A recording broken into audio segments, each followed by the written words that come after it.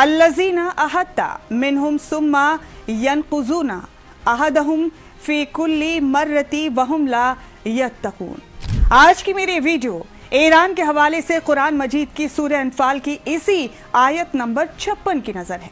ऐसा लगता है कि ईरान की गयूर अवाम ने और IRGC के मर्द मोमिनीन ने इस आयत को न सिर्फ पढ़ा है बल्कि इस पर मुकम्मल अमल आवरी करके यहूद और नसाराओं के गरूर को खाक में मिला दिया है। ऐसा लगता है कि अली के वारिसीन की जमात ने इन मुकद्दस आयात को अपने सीनों में उतारकर इनको अमली जामा पहनाने के लिए कफन सर पर बांध लिया है।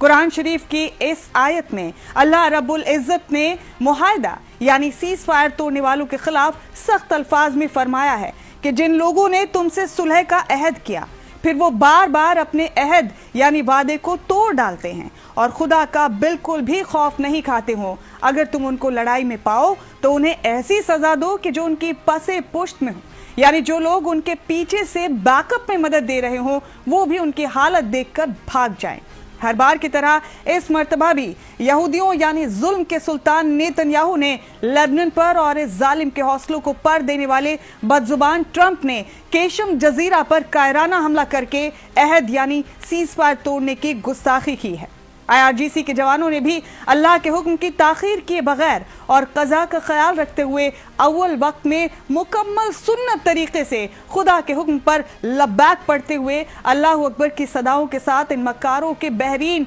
कुवैत और जॉर्डन में मौजूद सैन्य ठिकानों पर एक के बाद एक 21 मिसाइलें दाग कर उनको राख का ढेर बना दिया, जिसके बाद इन यहूदियों के साथ साथ अरबों के अय्याश हुक्मरां भी थर्रा उठे। इसके अलावा इन फिरौनों का सबसे कीमती गरूर अपाचे हेलीकॉप्टर जो ईरानी हदूद में हमला करने की फिराक में था, उसको भी अली के वारिसीन की उकाबी नजरों ने पहचान कर वस्ले जहन्नुम बना दिया। यानी ईरानी बेटों ने मशरिक़ वुस्ता में इन जालिमों के सारे नाजायज अड्डों पर बारूद की बारिश कर दी। यानी ईरानी बेटों ने मशरिक़ वुस्ता में इन जालिमों के सारे नाजायज अड्डों पर बारूद की बारिश कर दी। जब जब दौरे हाजिर के इन यजीदों ने अहद तोड़ा है तब तब रहबर इंकलाब आयतुल्लाह खामनेई के वारिसीन ने इनको बिल्कुल कुरान की इस आयत के माफिक रूह कपा देने वाला ऐसा माकूल जवाब दिया है कि जो इनके पसे पुश्त में थे यानी इनके मददगार थे यानी नाटो के ममालिक थे वो भाग खड़े हुए। यानी हम कह सकते हैं कि आज भी हुसैनियत ने फिर से यजीदियत को ऐसा इबरतनाक जवाब दिया है कि इनकी रूह कांप उठी और इनकी पसे पुश्त मदद करने वाले अरब ममालिक के सरबराहान ने भी अपने हाथ उठा लिए।